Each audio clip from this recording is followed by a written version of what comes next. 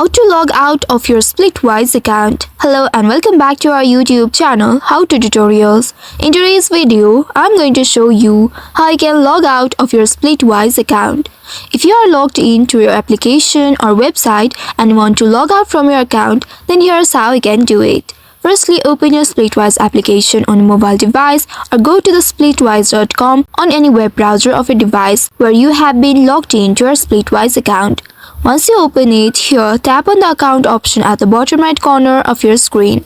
Once you tap on it, you will be taken to your account page.